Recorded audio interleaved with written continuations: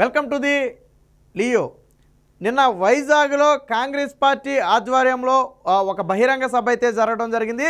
దీనికి తెలంగాణ కాంగ్రెస్ పార్టీ ముఖ్యమంత్రి అయినటువంటి రేవంత్ రెడ్డి ముఖ్య అతిథిగా రావటం, అదేవిధంగా షర్మిల ఆధ్వర్యంలో సభనైతే భారీ ఎత్తున నిర్వహించే కార్యక్రమం చేశారు. ఈ సభ సాక్షిగా రేవంత్ రెడ్డి జగన్మోహన్ రెడ్డి మీద ఒంటికాలి మీద అయితే లెగిసిన పరిస్థితి. గతంలో ఎప్పటి వరకు జగన్మోహన్ రెడ్డిని తెలంగాణ నుంచే అనేక సందర్భాల్లో విమర్శించినటువంటి రేవంత్ రెడ్డి మొట్టమొదటిసారిగా ఆంధ్ర గడ్డ మీద అడుగుపెట్టి, అది కూడా వైజాగ్లో అడుగుపెట్టి రేవంత్ రెడ్డి సీఎం జగన్మోహన్ రెడ్డి మీద అయితే తీవ్ర స్థాయిలో విమర్శలు చేశారు. బహుశా జగన్మోహన్ రెడ్డి ముఖ్యమంత్రి అయిన తర్వాత పక్క రాష్ట్ర ముఖ్యమంత్రి సొంత రాష్ట్రంలోకి వచ్చి విమర్శలు చేయడం బహుశా ఇదే మొదటిసారి. గతంలో కేసీఆర్ 1-2 సందర్భాల్లో రాజకీయ సందర్భంగా విమర్శలు చేసిన అవి తెలంగాణ నుంచి చేసిన విమర్శలు. బట్ ముఖ్యమంత్రిగా రేవంత్ రెడ్డి మాత్రం ఆంధ్ర గడ్డ మీదే అడుగుపెట్టి జగన్మోహన్ రెడ్డి మీద విమర్శలు చేశారు. అంతేకాదు, ఎలా గెలుస్తావో కూడా 2024లో ఎలా గెలుస్తావో కూడా మేము కూడా చూస్తామని చెప్పడం జరిగింది. ఇదే సందర్భంగా షర్మిలకు కూడా తన పూర్తి మద్దతు ఉంటుంది. అసలు నిజమైన రాజశేఖర్ రెడ్డి వారసురాలు షర్మిలే, జగన్మోహన్ రెడ్డి కాదు. నిజమైన వారసురాలు అంటే రాజకీయ వారసురాలు షర్మిలే.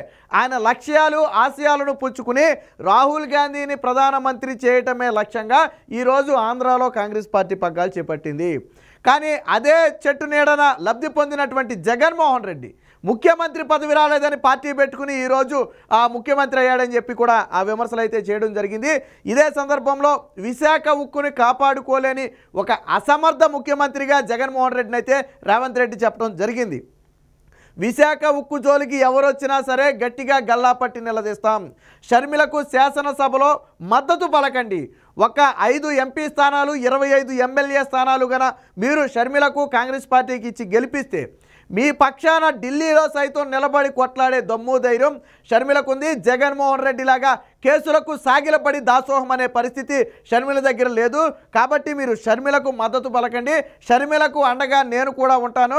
ఖచ్చితంగా విశాఖ ఉక్కు జోలికి ఎవరు వచ్చినా సరే గట్టిగా గల్లాపట్టి నిలదీస్తాం, అందులో సందేహం లేదు. విశాఖ ఉక్కుకి ఎప్పుడు కూడా నా అండ ఉంటుంది.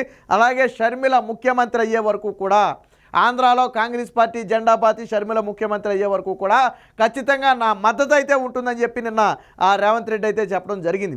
ఇక ఇదే సందర్భంగా ఆంధ్ర రాష్ట్ర ప్రజలను చూస్తే ఒకంత బాధగా ఉందని కూడా చెప్పాడు ఆయన. ఎందుకనంటే ఇలాంటి ఒక అసమర్థ ముఖ్యమంత్రిని ఎన్నుకుని పాపం 5 ఏళ్లుగా నరకయాతన అనుభవిస్తున్నారు. సో ఆ నరకయాతనకు చర్మగీతం పాడే టైం వచ్చేసింది. జగన్మోహన్ రెడ్డిని గద్దె దింపే టైం వచ్చేసింది.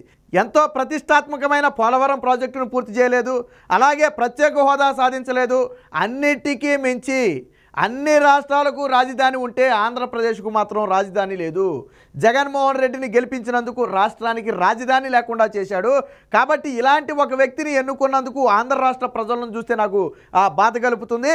కానీ ఇక అయిపోయింది, జగన్మోహన్ రెడ్డి సమయం అయిపోయింది. ఒక్క ఛాన్సు ఆల్రెడీ ఇచ్చారు, దాన్ని జగన్మోహన్ రెడ్డి దుర్వినియోగం చేసుకున్నాడు. కాబట్టి ఎట్టి పరిస్థితుల్లో జగన్మోహన్ రెడ్డి గెలిచే పరిస్థితి లేదని చెప్పి చెప్పడం జరిగింది. ఇదే సందర్భంలో బీజేపీ మీద కూడా తీవ్ర స్థాయిలో విమర్శలు చేశారనుకుంటే ఆంధ్రాలో బీజేపీకి బలం లేదు. స్థానిక బలమైనటువంటి చంద్రబాబు, పవన్ కళ్యాణ్ బలాన్ని ఉపయోగించుకుని వాళ్ళు పవర్లోకి రావాలని ప్రయత్నం చేస్తున్నారు. బట్ అదే సమయంలో ప్రజల కోసం పోరాడినటువంటి కాంగ్రెస్ పార్టీకి కూడా ప్రజలు మద్దతు పలకాలని చెప్పి నిన్న రేవంత్ రెడ్డి అయితే చెప్పడం జరిగింది. రేవంత్ రెడ్డి ఇంకో మాట కూడా చెప్పాడు. వాస్తవానికి ఏపీలో కాంగ్రెస్ పార్టీ అసలు పూర్తిగా లేదు కాబట్టి సభకు వస్తే సభకు జనం రాకపోతే రేవంత్ రెడ్డి అబాసు పాలవుతాడని చెప్పి కొంతమంది మిత్రులు ఏపీ నుంచి ఫోన్ చేసి చెప్పారట, అంటే రావద్దని చెప్పారట. కానీ రేవంత్ రెడ్డి మాత్రం షర్మిల మీద నమ్మకంతో, షర్మిల అనుకుంటే సాధిస్తుందనే ఒక నమ్మకంతో ఆ రోజు సభకు రావడం జరిగింది. హైదరాబాదులో కాంగ్రెస్ సభ ఏ స్థాయిలో జరిగిందో ఆంధ్రాలో కూడా అదే స్థాయిలో జరిగింది. నాకు సంతోషంగా ఉందని చెప్పి రేవంత్ రెడ్డి కూడా చెప్పడం జరిగింది. సో మొత్తంగా గతంలో మనకు ఆల్రెడీ తెలుసు, రేవంత్ రెడ్డి ముఖ్యమంత్రి అయిన తర్వాత కనీసం జగన్మోహన్ రెడ్డి ఫోన్ చేసి విశేష్ కూడా చెప్పలేని పరిస్థితి.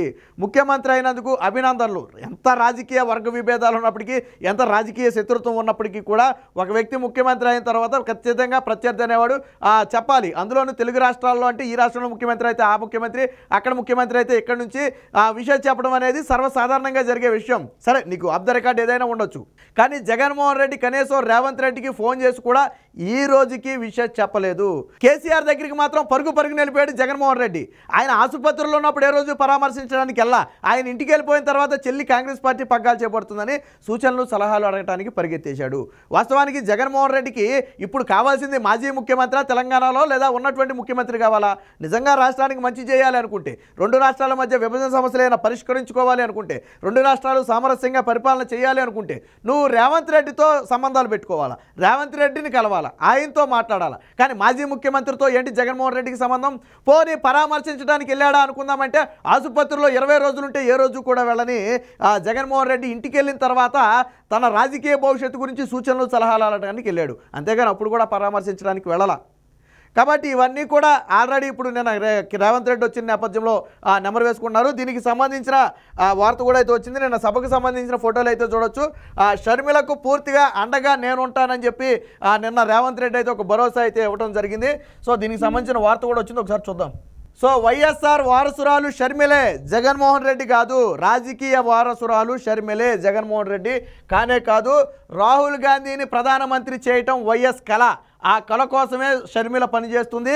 రాష్ట్రం విడిపోయి 10 ఏళ్ళు అవుతుంది, అయినా ఎప్పటికీ పోలవరం పూర్తి కాలేదు, హోదా రాలేదు, రాజధాని లేదు.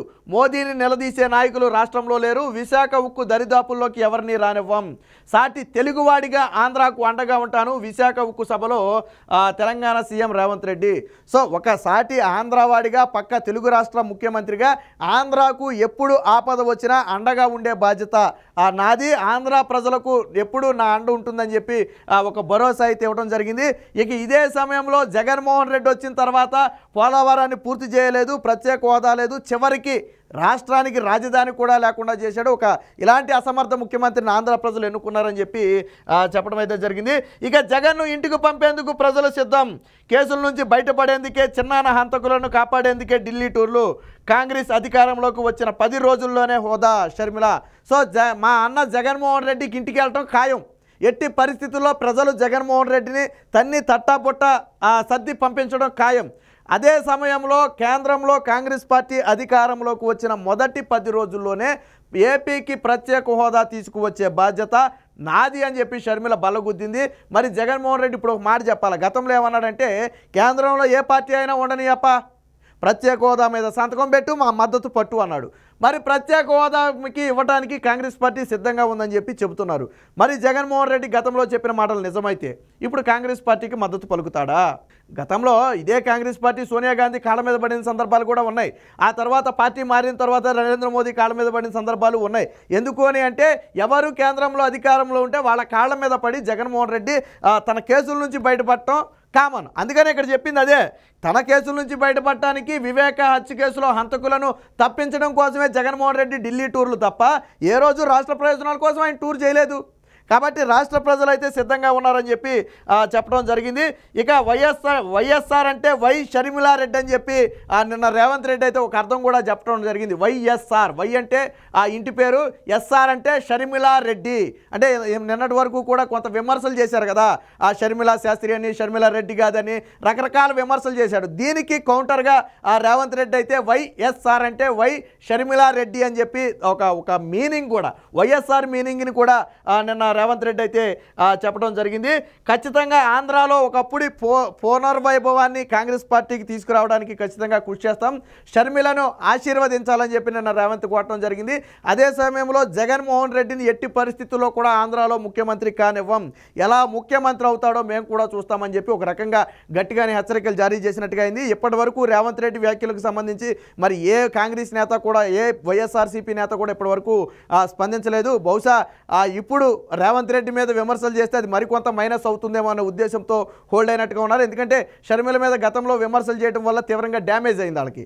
సో కాబట్టి ఇప్పుడు రేవంత్ రెడ్డి జోలికి పోతే, అందులోనూ ఆయన పక్క రాష్ట్రంలో ముఖ్యమంత్రిగా ఉన్నాడు కాబట్టి ఎన్నికల సమయంలో రేవంత్ రెడ్డితో పెట్టుకోవడం ఇబ్బంది అని ఆగినట్టుగా తెలుస్తుంది. ఏది ఏమైనప్పటికీ నిన్న రేవంత్ రెడ్డి ఆంధ్ర గడ్డ మీద అడుగుపెట్టి జగన్మోహన్ రెడ్డికే హెచ్చరికలు అయితే జారీ చేసినట్టుగా ఇప్పుడు రాష్ట్ర ప్రజలు మాట్లాడుకుంటున్నారు.